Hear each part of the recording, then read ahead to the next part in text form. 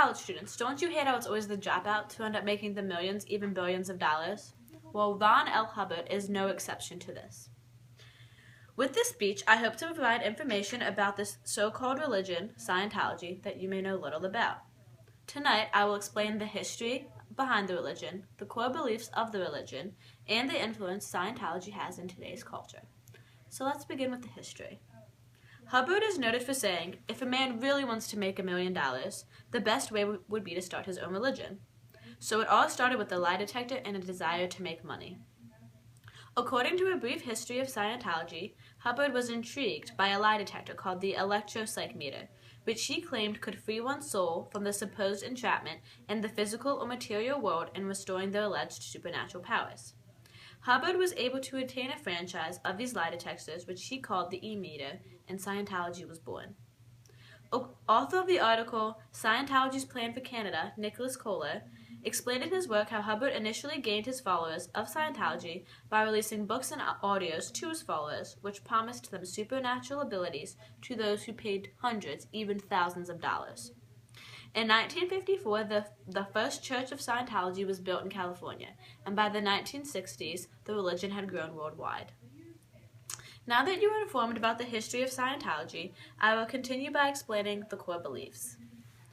Scientology claims that the origin of human came 75 million years ago, when a galactic ruler, Xanu, brought millions of people to Earth, stacked them around volcanoes, and blew them up with hydrogen bombs. Their souls were all that remained, and they attached themselves to the living. Scientologists do believe in a God, but there is no written doctrine regarding the existence of a God. Scientists also do not have an official belief on afterlife. However, they do believe in reincarnation. The official website of Scientology states that the ultimate goal of Scientology is the true spiritual enlightenment and freedom for all. All of these core beliefs were found on Scientology's official website. Now that I have explained to you the core beliefs of Scientology, I will now tell you the influence that Scientology has in today's society. We have all heard about the celebrities that call themselves Scientologists, the most famous being Tom Cruise. However, how much influence does Scientology really have in today's culture? In The Decline and Probable Fall of the Scientology Empire, Jim Lepard explains how over the past 2 decades, the religion's membership has been declining, Scientology churches have been closed, and there has been a decrease of cash flow into the church.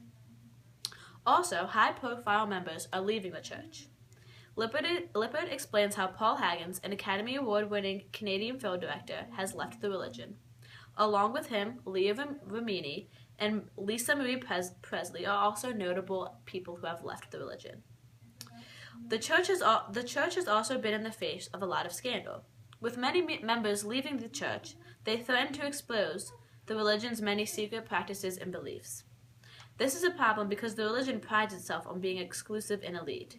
The exposure of their secrets could also bring about more criticism from the outside world. Therefore, the Church of Scientology has little to no influence in today's culture. With dwindling numbers and finances, it faces a threat of collapse.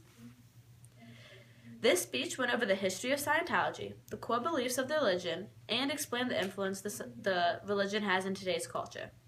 With this speech, I hope you have learned a little bit more about a topic that you possibly did not know much about.